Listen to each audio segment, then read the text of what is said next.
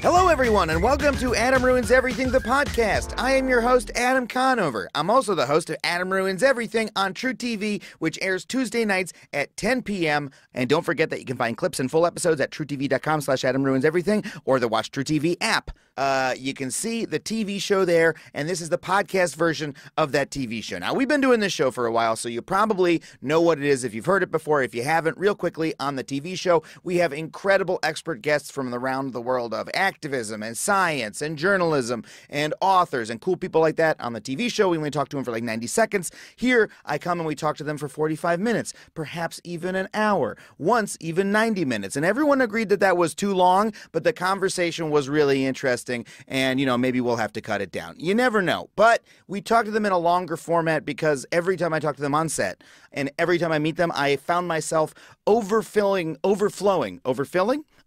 and overflowing with questions and ideas and thoughts, and I just wanted to talk to them more, and that's where the idea for this podcast came from. And that's what we're going to do today. So who are we talking today? Well, if you saw the housing episode of Adam Ruins Everything, which, by the way, was our mid-season hiatus, we're taking about a month off, and we'll be back with new episodes in November. But if you saw the housing episode of Adam Ruins Everything, you probably remember the segment we did on homelessness and the best way to address that problem.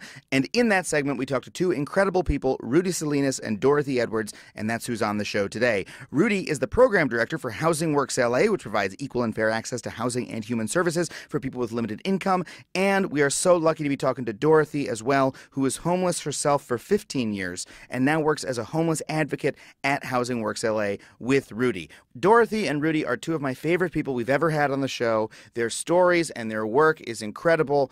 They are such warm-hearted, open people who care so much about the work that they're doing, and the work that they're doing is so important. And it's the kind of topic that almost everybody, often we do topics on our show that try to build empathy in the viewer, right? We're trying to make you maybe feel a little bit of empathy or relate to a person that you haven't before, or see the world through someone else's eyes. I think the issue of homelessness, I think all of us feel empathetic towards that. I think that's an issue that for everyone, almost everyone struggles with homelessness in their community. Everyone wants to know how to solve it, and everyone is frustrated that we aren't making better progress. And so the incredible thing about Dorothy and Rudy's work is that it actually is a little bit of a light in the tunnel of how we can make a dent in this chronic problem. I'm really looking forward to talking to them. Let's just get right to the interview. Here we go.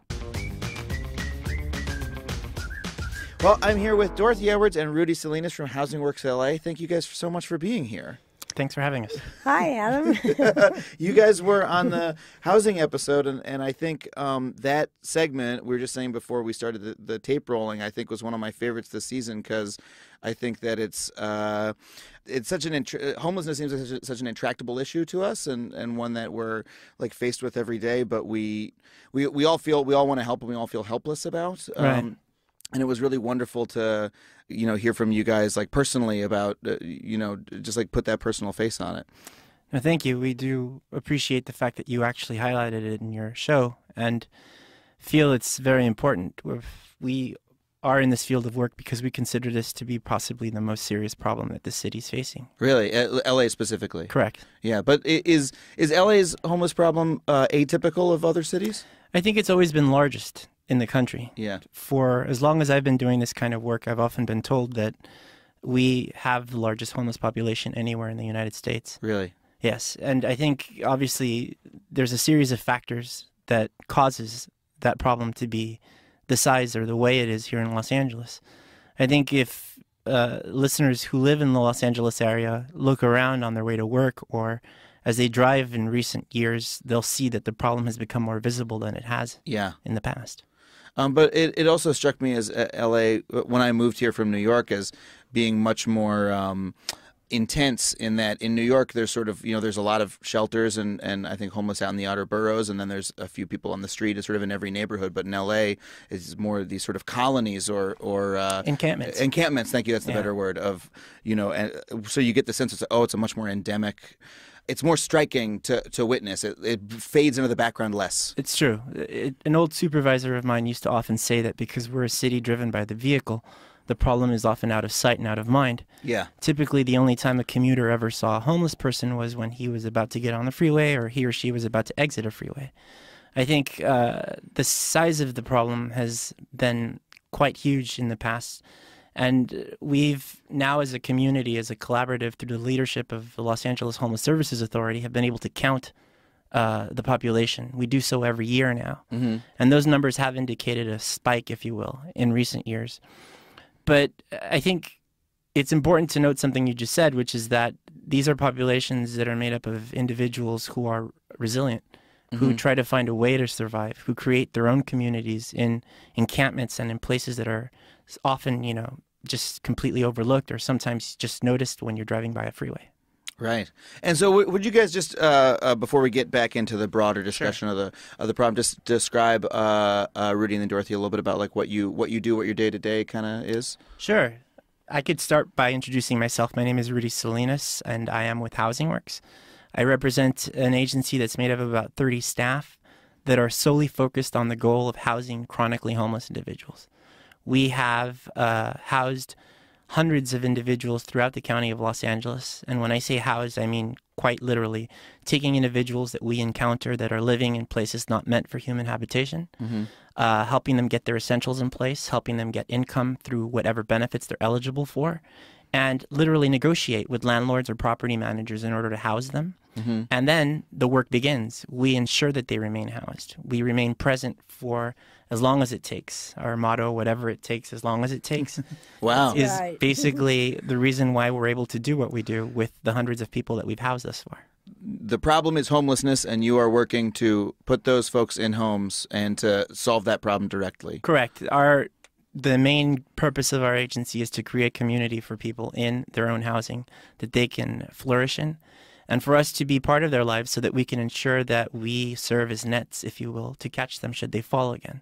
Because taking a person who's been on the streets for, you know, dozens of years and expecting them to suddenly understand what rent looks like and how to turn the lights off is something quite difficult and daunting. And then Dorothy, you're I think you describe as a homeless advocate. Is that correct? Yes. And so what do you do in that capacity?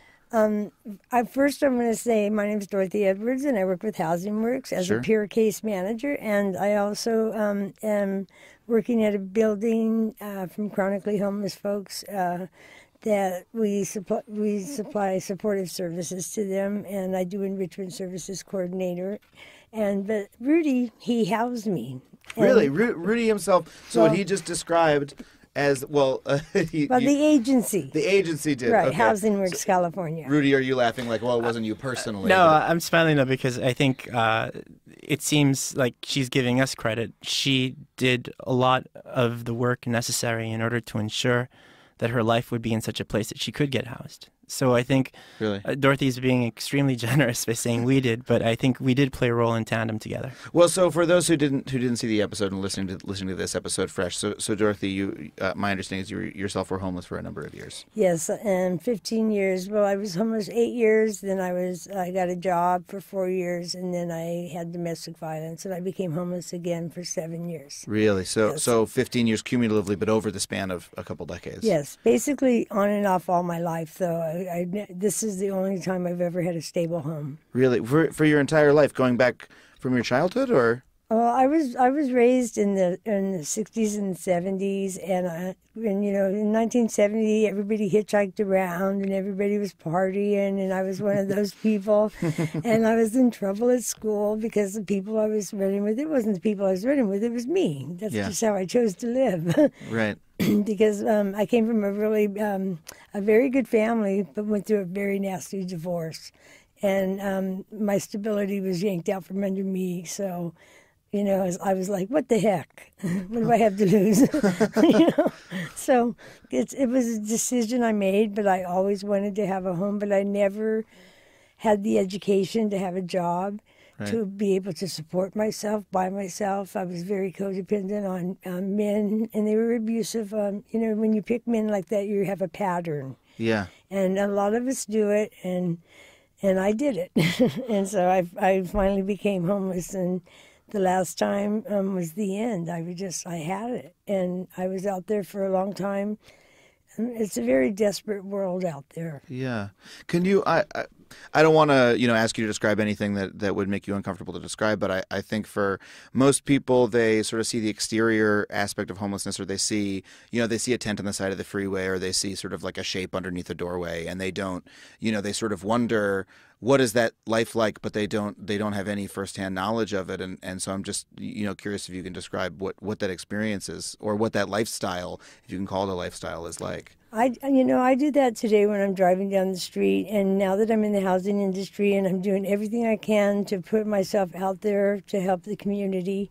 The thing is I still drive by and I see a tent and I know there's a human being in there. There's a soul in there. Mm. It's somebody's daughter, somebody's son, somebody's brother or sister, or somebody's mom or father, and I know what it's like in there. It's a closed off world where you're very keeping to yourself. You don't trust the outside world, and it's difficult sometimes to even leave that tent because it's your safe space.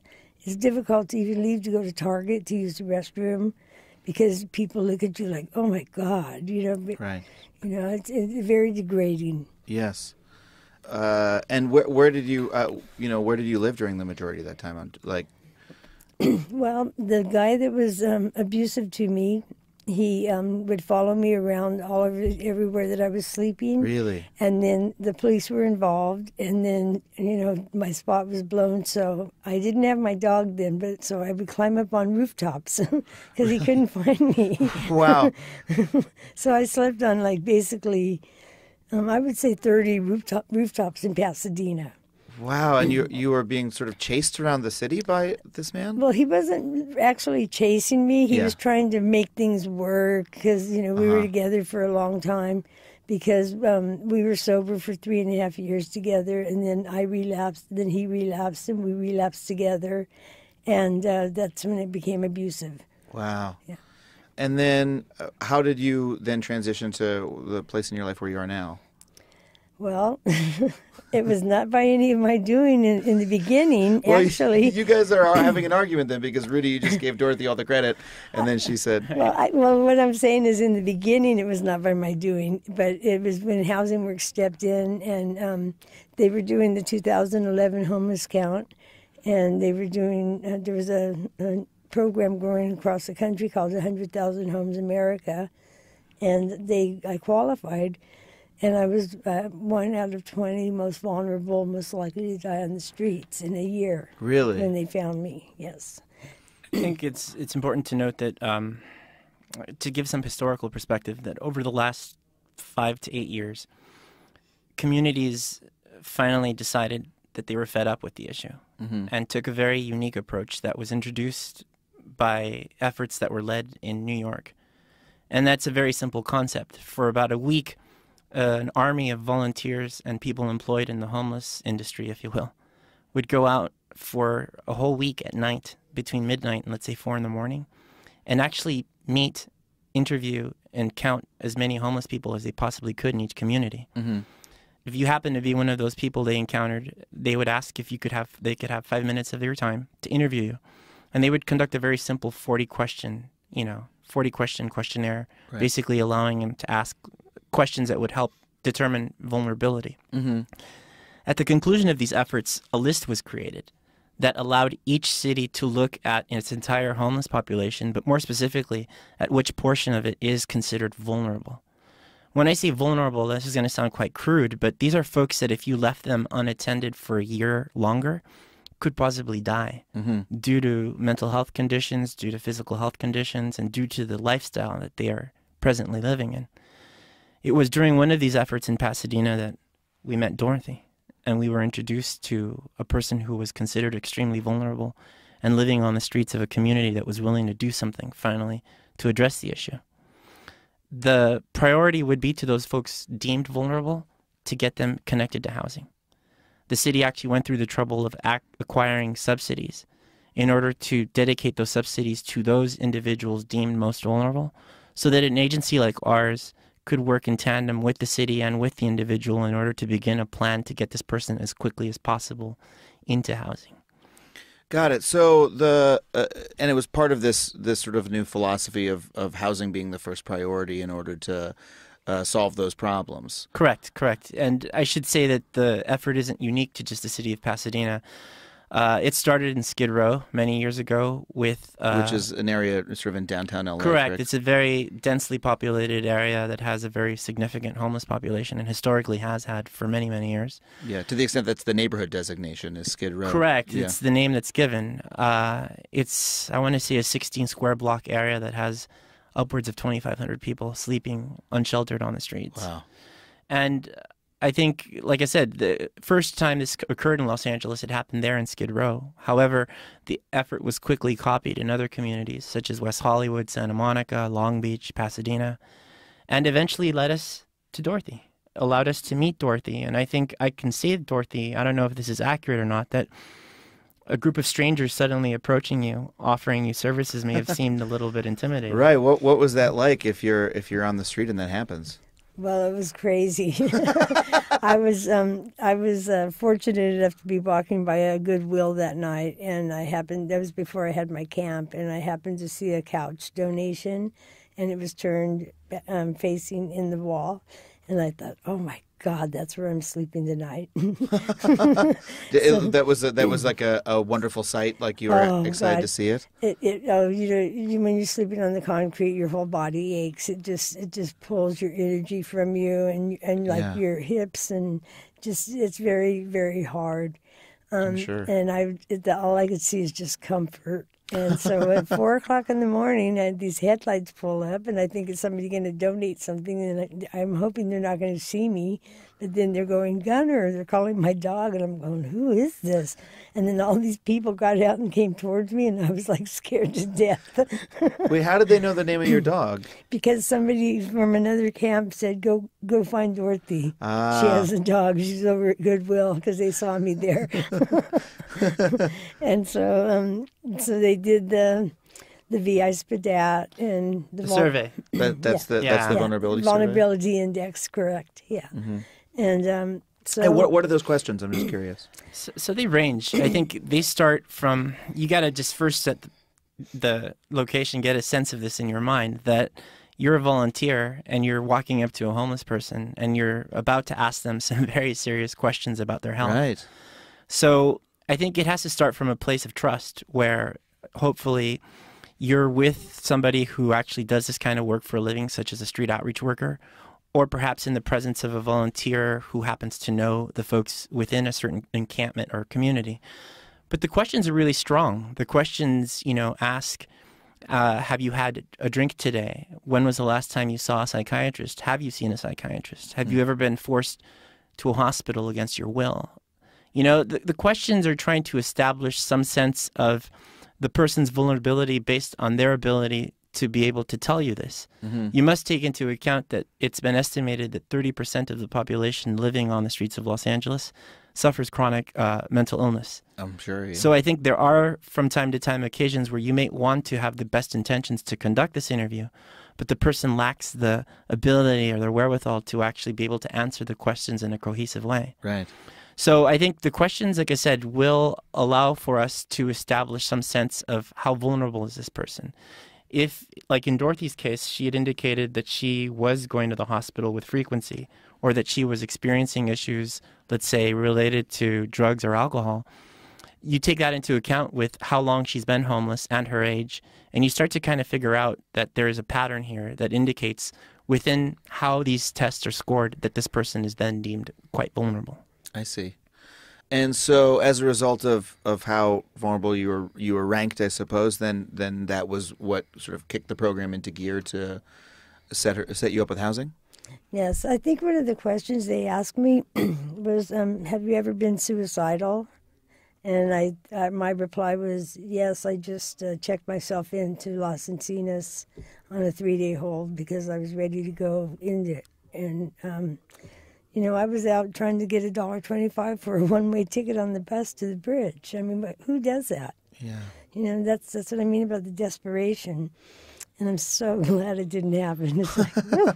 I think we all are. I look at my life today, and my life is so amazing, and I owe it all to Housing First, because Housing First, they give you the stability to move on from, to you have good steady footing, so you can go to school and you can get a job and you can just go into treatment. And I had all those things done. I did all of that. Really? And my life's so amazing now. So let me ask, because you said that you were on the street for 8 years or so, and then you got a job for a number of years, and then you ended up on the street again. And so, what is it about the Housing First model, about being housed in the way that these programs do, that enabled that change to take place? That made it difficult before. What? Because it sounds like you were trying before that period. You did have a period of stability, but then things didn't hold together. Or yeah, I was really trying, and I was dealing with a really severe PTSD issue, which I've done a lot of therapy, and it's behind me, and I'm so grateful for that. When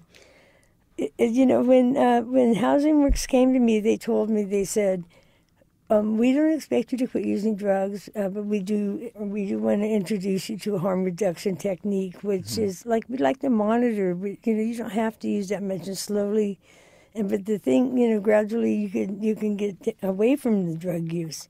But what they told me, and they met me where I was at, and that was so important. And the trust is number one, and the relationship that they built with me, it made me feel like I can count on them, but they loved me until I could love myself. Wow. And whatever it takes for as long as it takes. And but my case manager, Mr. Sean Morrissey, he told me, he said, Dorothy, he goes, we don't expect you to quit using drugs or drinking, but our hopes for you are that once you become stable, that you make better decisions for yourself. Mm-hmm. And that's just what I did. Wow. And so that sounds like there's a lot of casework being done as well, but that the housing itself is sort of the critical piece of the puzzle, or? Right. It's housing that should be available to a person like Dorothy without the expectation that she needs to show merit or pee in a cup in order to pass a drug test, or, prove herself worthy by, following a curfew or doing chores. I say that because I think to give a sense of the history of how homeless folks have been served in the past. Please. There was a continuum in place that relied quite heavily on emergency homeless shelters to provide immediate locations for folks to sleep in at night.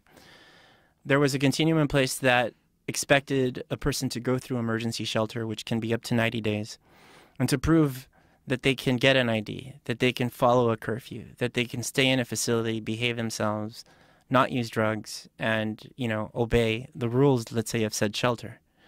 And for as best as the intentions may be, obviously, there is only a portion of the population that's going to be capable of following that. If you graduated from that environment, you then moved to what was a transitional shelter, which was a little less full. It was a bit smaller, and the stay was a bit longer. You could stay anywhere between, let's say, 18 months to 3 years. But at that point, it's assumed that you've stepped up a level, and now you're able to save some of your money. Now you're able to set aside 75% of your income to eventually come back to you to help with, let's say, rent or costs associated with moving into housing. I mean, the continuum at the time was what I've been familiar with in the 15-plus years that I've been doing this work. I used to go out in a van and talk to folks like Dorothy with the goal of trying to get them into an emergency shelter and connecting them to a mechanism, if you will, that expected them to prove themselves capable or worthy of being able to get housed. And as much as I respect the fact that I did that and understand that it's a part of our history collectively here in Los Angeles, it basically just created a thing where at the end the only folks being housed were those folks who were able to stay housed, those folks who could follow instructions or orders, or who could, obviously prove themselves worthy of that. No knock on that. I think now we woke up and came to the realization that in order to fully employ Housing First, we must adopt the principles of harm reduction and recognize that the fact that you're using won't keep us from trying to house you. Right. It's something we will address during the process, but it's not going to prevent us from advocating with you with a landlord in order to get you housed.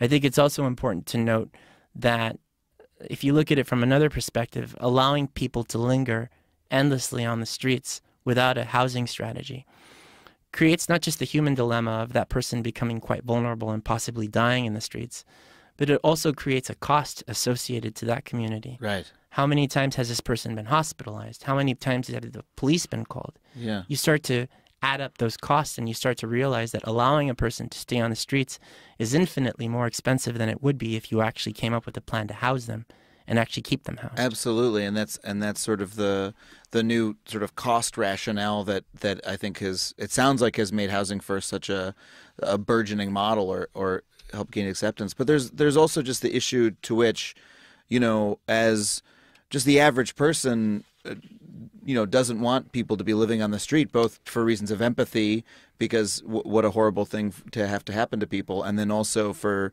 the quality of life of the city itself, that it's simply not good to have people living on the street, that it's not nice for an area, that it's bad for everyone. Like it's not a problem that's just bad for the people experiencing it, but it hurts the quality of life of every person living in the community. That's absolutely true. It can be said that in the time that Dorothy was in Pasadena, I think Pasadena was your community, right, Dorothy? Yes. And it was a place that you had lived in or that you had some familiarity with?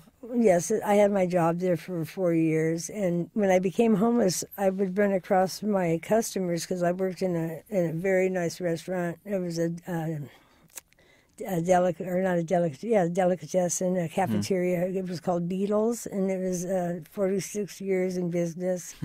And it was like we had great people, and they all knew me, and I knew all their names. But they'd see me out there, and they saw me with my makeup off and my gold gone and my diamond gone and my nails not done and my hair just a mess. And they're like, "What happened to you?" And it was so humiliating.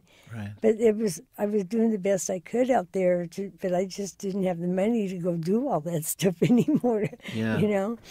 And I think one should bear in mind that when a person is in a certain community, it's important to understand that more often than not, they have a link to that community. Mm-hmm. I've learned from many folks who've taught me the work I've done that folks often lived in a community where they're experiencing homeless, either went to school or had a job in that community.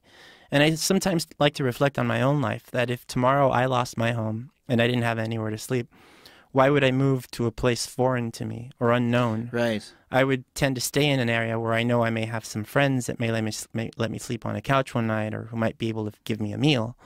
So I think the reason I share that is because it's important to note that there's this idea or notion that's often mistaken that folks are being moved, or that homeless are being pushed around the city due to, let's say, police decisions, or due to, different laws, if you will. Yeah. And I think it's important to note that the people that you see in your community around you more often than not came from that area. Yeah, there's even conspiracy theories about, they bus them in from Correct. Stuff like that I've heard people say, which is an insane idea. I mean, I'm sure historically there have been strange homelessness management strategies that some cities have employed that maybe would result in relocation like that. But there's truth in that. I think historically Los Angeles is such a complex tapestry of history. Yeah. It relates to homelessness, that it's good to understand how we ended up where we are now.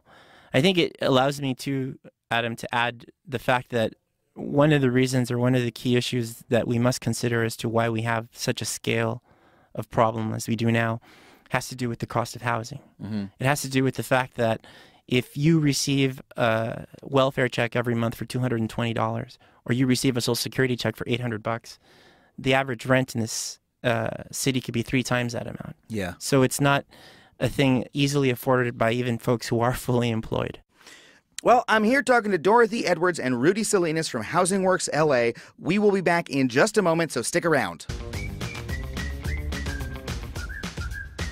Listen up, Midwestern Max Funsters. Do not miss out on the inaugural Chicago Podcast Festival, November 17th through 19th.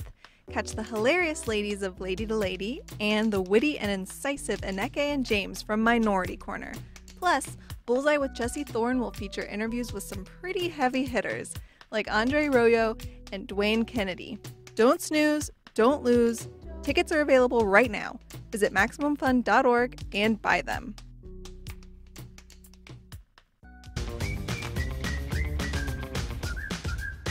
I'm here talking to Housing Works Program Director Rudy Salinas and housing advocate Dorothy Edwards, who both appeared on the housing episode of Adam Ruins Everything, talking about homelessness. You said something earlier about, the system only helping those who could make it themselves. Sure. And what strikes me the most about what's wrong about that way of thinking is that it seems like, look, we all know that it's hard to get along in our society, that it's not a society that takes care of you, that you have to struggle in.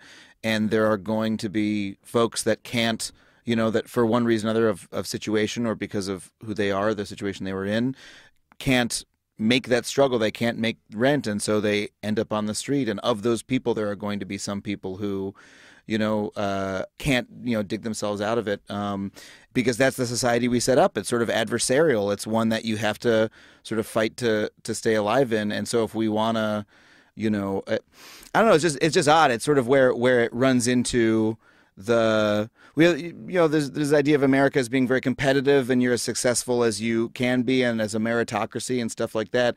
But then, all right, so even if we take that as granted, even if you accept that point of view, which some people do, well, then those who don't, succeed in the meritocracy, are they just, are we going to leave them to die on the street, or are we going to have compassion and help them to a certain extent, to the smallest extent possible? And so everyone's answer to that would be yes, I would imagine. No, true.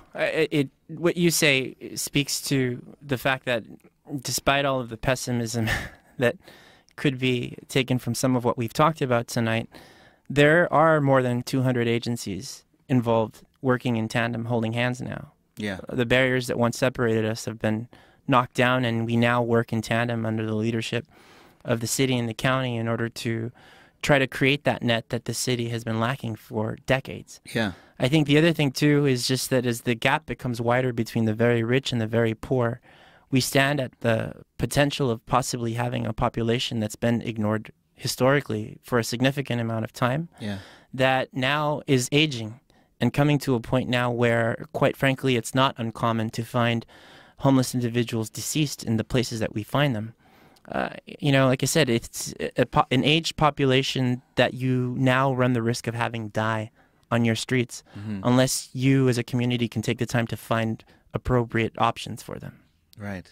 It really does go hand in hand with that whole episode that we did is about the problems in the housing system and how expensive everything is, and it's not a surprise that in this that we'd have rising homelessness at a time when it seems to me that the skyrocketing cost of housing is one of the huge unexamined issues in our entire political system. I'm shocked that the presidential candidates aren't talking about it, because if you go to any city in the country, people say it's the cost of housing has skyrocketed here. No one says it's cheap to live here and everyone can find a place to live. Right. It's an issue that is quite ignored, if you will, in much of the political talk. I think your comment reminds me that it's important to note that this year during the election, there is a proposition in Los Angeles that's Proposition HHH, which is for a slight increase in property tax that would go towards funding basically providing the funds necessary to house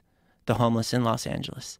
And it's part of two efforts that will obviously take place this year and next year to put ballot initiatives in place to help the public understand that in order to pay for this problem, in order to address it, in order to provide the funds necessary to house the folks that we're working with, we need funds. We need sources made available to us that are not available as often as we need them to. But so let me ask you this. Do you have optimism about this problem? Because it seems that the sort of housing first model is one that it works. It's one that appeals to almost everyone, politically. You can find a good political argument for almost everything. It saves money. It, makes our cities more livable. It helps people who everyone wants to help. It seems to be a no-lose situation. There's initiatives like that on the ballot. Correct. There's this model is sort of being put into place across the country. Do what it seems as though homelessness is one of our most intractable social problems, but it also seems like maybe we're moving the needle. Do you feel that way or no? I think I could start by saying that for me personally, like I said, I've been doing this for 15 years, and for the first 5 or so, I often used to think this is something I'm going to do for the rest of my life. This is something that, regardless of how hard I work and how hard my colleagues work to address the issue, we're always going to be in this type of work because this thing will not stop. But it wasn't until Dorothy's situation came up and we started doing what happened with Dorothy and putting folks directly in housing, that I actually started to see the light at the end of the tunnel. That I realized for the first time we, as partners, have the recipe, know the answer, have the blueprint necessary to understand how it ends. I think the question mark for all of us now is, will our elected officials and will the city and county follow our, advice and help create the housing stock necessary for us to house these folks? I think a piece of it is well within our control. It gives us the optimism to know that we can end it. The piece that's outside of our control is the decision-making and the policymakers' plan to advocate for the need for more affordable housing in the city and the county of Los Angeles. I just wanted to say that the collaborative effort that everybody is doing together instead of working against each other is very powerful. And I'm very grateful Housing Works directed me towards Corporation for Supportive Housing for this Speak Up Advocates training. And so I took that and I graduated and I flew to Houston and they asked me to be a board member. So now I go to New York and we do policy. Wow. And we're very powerful, and Housing Works is very powerful. And the Speak Up Advocates are very powerful because they go to state and local, state, and national levels, and they speak to very important people. And I owe this to Housing Works again. Yeah. It's amazing. I look at it like this. 4 years ago, I lived on the side of the freeway, and I used to fly a sign, "Help me, I'm hungry, I'm homeless." And now I land at JFK, and I got a guy with an iPad that has my last name on it. That's a great feeling. And that's because of the efforts that Housing Works put towards me, and that's the efforts of harm reduction. Yeah. And I'm clean and sober for over 3 years, and housing first works. Yeah. It's the opportunity that I was looking for instead of climbing that ladder and getting shot down, because I was unable to follow every little thing. But then when you tell me that you are, if you tell me that in one sentence, hey, I used to live on the street and now I fly all over the country advocating for the homeless, I think, wow, you must be a really remarkable person. And talking to you, I do feel that you're a remarkable person, that that you must have great inner strength and great drive and all those things that would make that a success. But you also describe yourself as earlier being unable to make that change until you had that help. So do you feel that everyone who's in the situation that you are in has that within them, or do you feel that you are remarkable? Almost all of them, yes, yes. Like I said, there's somebody's daughter, somebody's mother. The thing is when I got housed and my friends, my homeless community were still out there, I told myself I'm going to do whatever I can to help my friends, and so I started advocating. But, through the years, so many of my friends have died on the streets all the time. It's like, and so it makes me go harder. Yeah. And so, it's very, very sad out there. What do you wish for the sort of average person listening in their car, driving around wherever they are in the country? What do you wish that they understood about the homeless or the problem of homelessness that maybe they don't? That they would recognize them as human beings who are in a circumstance that they probably would never, ever want to be in, and to always have love and just say hello to them. Just recognize that they exist, because that's very powerful. You don't have to give people money. You don't have, just say hi. How are you today? And treat them like a human being. That's the most powerful thing somebody could do. Wow. Do you have an answer to that question? Yeah, I was going to add, I think it's important, regardless of where you are in this country, to recognize that there probably is an effort locally. There probably is a leader, an agency, a church, entity somewhere in your community that's actually looking at the issue quite seriously and trying to build enough momentum to address the matter. I think it's important to note that if you are in a major city, try to understand how the continuum works in your city. Take a few minutes to literally Google it on your phone to see if you might actively be a part of it as a volunteer, as a person who goes out to count when counts take place, or even as a donor, because it's important to note that agencies like ours are nonprofits that do depend on government grants, but also rely quite heavily on donations from neighbors in our community to give to us so that we're able to actually do the work we do. Is there, let me just ask before we finish, because you described that there is sort of an old-fashioned way of doing it that's, you know, with the continuum and the testing and et cetera, and then there's the approach that you take now. Is there a way for people, you know, someone lives not in Los Angeles, in Tulsa, and they want to know, you know, hey, which organization, you know, can I find is doing it in this way? Is there a... Sure. I think it's, if you're somewhere in the Midwest or somewhere in this country that's far from Los Angeles, do take the time to just maybe go on Google and look at the National Alliance to End Homelessness. Mm-hmm. Go on their website and take some time to actually explore what it states as far as efforts go, because there are links within their website that will isolate your community in order to see what's working in your area.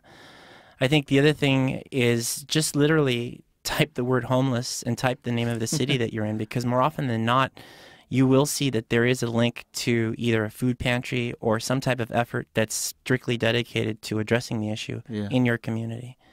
I think the other thing, too, is just, like I said, is just to understand that we're not talking about rocket science. We're talking about taking homeless folks and literally giving them homes. Yes. And I think if In there the is... life. Yeah, I think if there's a genuine display of effort being offered in your community near where you live, I think it's important to at least have the wherewithal to recognize that it's there. Yeah. Well, thank you guys so much for talking to us. Thank you, Adam, for having us. Yeah. Having me. I know this is going to sound awfully self-serving, but do I even have the opportunity to plug our website or to I would love you to. Encourage? I would love you to. Yeah, just encouraging listeners to take the time to go to Housing Works website, which is www.housingworksca.org. Yeah. In order to see the work we do, and if you even consider donating to us, we could use the money for move-in kits for folks that were moving into housing that could make use of linens, pillows, or very simple things that we take for granted. Got it. Adam, thank you for this. Oh, thank you guys so much. It's so wonderful to... again, it's the problem is one where you just drive around your city and it hurts your heart to see. And then talking to you guys made me, it gave me a reason, for hope for the problem, and for, and to understand it more on a personal level, which gave me, it gave that emotion somewhere to go and made me feel like there was some way that I could help. So it's been wonderful for me to meet you. From our perspective, it's not often that we have the privilege of meeting someone who's willing to engage in an intelligent manner, who understands it, because you have demonstrated some level of understanding it that we often don't see when dealing with the media or the press or what have you. But for us, it's an incredibly encouraging thing, and we do wish you well and hope all the best for you. Well, and that an honor. Oh, it's an honor to meet you guys. That made me feel really nice, but that's not, you know what? It's not about me, but I very much appreciate it. Please. So thank you guys so much. Thank you so much, Rudy and Dorothy. Thank you, Adam. Thank you, guys. Thank you, Adam. Well, thank you once again for coming on the show, Rudy and Dorothy. I hope you guys enjoyed that as much as I did. And that is it for Adam Ruins Everything, the podcast. This week, we will be back in 2 weeks, so please tune in then. Our producer is Shara Morris. If you like the show, please be sure to tell a friend and subscribe to us on iTunes, Stitcher, or your favorite podcast app. And don't forget to leave us a rating or comment wherever you subscribe. Again, don't forget, Adam Ruins Everything, the TV show, airs on Tuesdays on True TV. And once again, Adam Ruins Everything, the TV show, airs on Tuesdays on True TV. New episodes again starting in November. And you can find clips and full episodes at truetv.com/Adam Ruins Everything and the Watch True TV app, which is, I bet, it's on the App Store, probably Google Play. Would you bet? I think so. Maybe not Amazon App Store. Does anybody use that? Maybe if you got a Fire tablet, but who does? Hey, watch out if you got a Samsung. Those explode. All right, that's it. Don't use that, Shara. My name is Adam Conover. Thank you guys so much. We'll see you in 2 weeks. MaximumFun.org. Comedy and culture. Artist owned. Listener supported.